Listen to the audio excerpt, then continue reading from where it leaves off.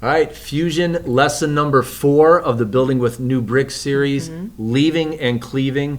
And Rob and R.C. Vale, thanks for being here with us tonight. Thank Thank you. We're so glad. Good to be here. It's great to work with you in the ministry. You do a tremendous job leading people, and we're really encouraged always when we get together with them, right? Yeah, absolutely. We love Rob and RC. They are a couple Thank that's you, just Dad. very dear to Thank our you. heart. We feel like we've known them all our lives, and it's been a number of years, but we genuinely feel that way about you guys, and we're so glad that we get to work on a fusion with you, and you're part of team with us. So, yeah, we would love to hear right now, kind of like your love story. How did you guys meet? Okay. Tell us about that. Oh man, this is kind of it's funny and cute at the same time. I want to say, we met as friends. I got introduced through her sister. I knew her childhood friends. We just never crossed that path, Yes. and so we became friends. So we built a foundation of friendship first. I don't think she was too into me yet. And so we went out. We were going out as buddies all the time. And then one night after going out, I'm like, I approached her and I said, "Hey, would you like to go out for some tacos after the nightclub?" And so she joined me.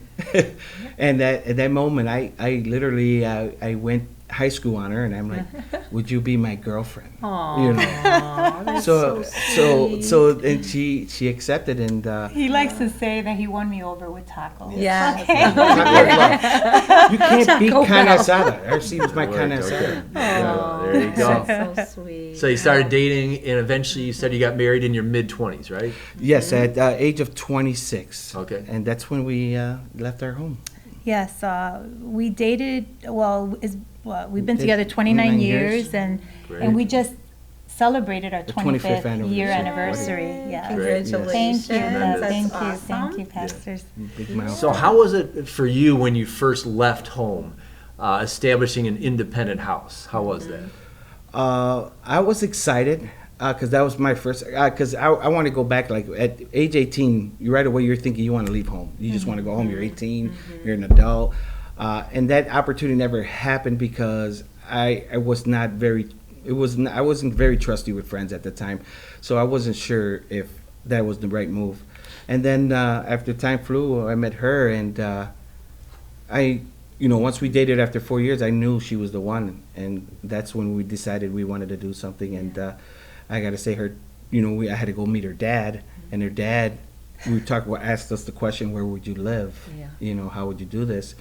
And we mentioned where we wanted to go, a suburb, and then the dad wasn't too happy. So then we I happened to be looking out the window. I'm like, wow, a house for sale across the street from his house.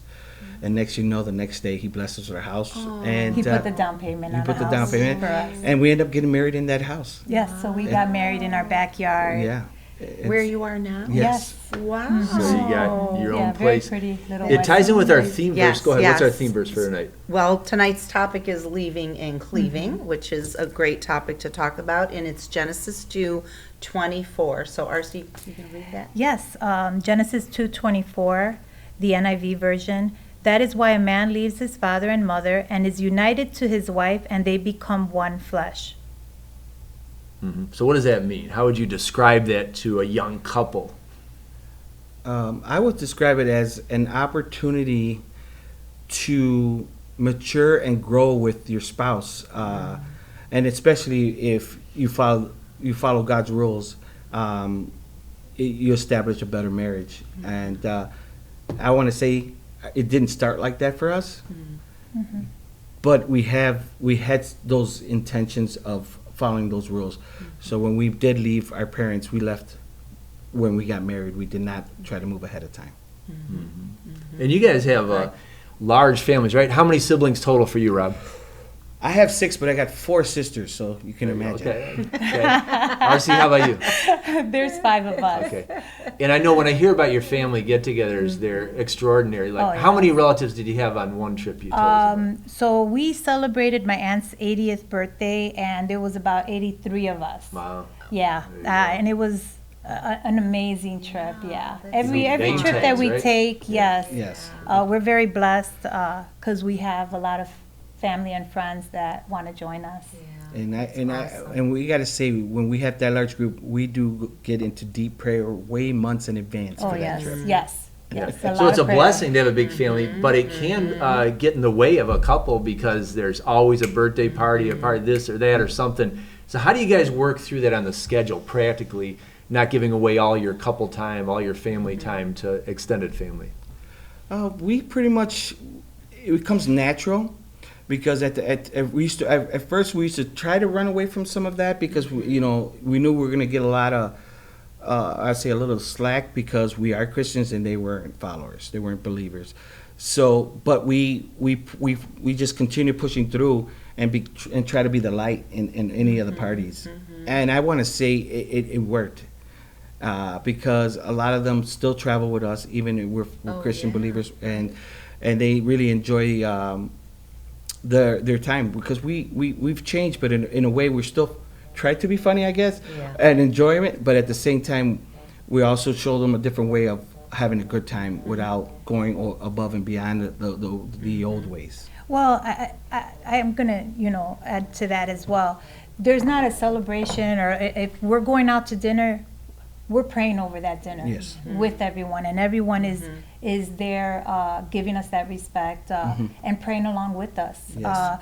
We've also had a lot of family that have surrendered their lives to Christ. Yes. And so it's a beautiful thing. Everyone respects us and knows that we're not going to do anything to jeopardize our walk with God. Yes. Amen. Okay, great. Well, also on that same note, I mean, I know that you are parents of adult children just like we are, and what are your thoughts and what have you shared with your children to prepare them for leaving, to be on their own or to be married, to leave your home, but basically, leaving and cleaving too? So when we surrendered our lives to Christ, our kids were young adults. And so they seen within the 25 years of marriage, before Christ, of our marriage, and after Christ, when we surrendered our lives to Christ. And so they know the difference. They've seen the difference firsthand. And so they know what it involves to make a marriage work. As far as leaving, we feel like we have instilled enough seeds in them, and we're just praying on those seeds for God to water them. Amen. And the fact that they continue to reach out for advice shows that they respect and what we've been through and gone through, and they trust our wisdom to a certain extent. And so we're just still, we're still not perfect. They still see the sides that we still need work on, but to see us go through it without a big feud is I think they see that we can fight fair. I love that you're leading by example.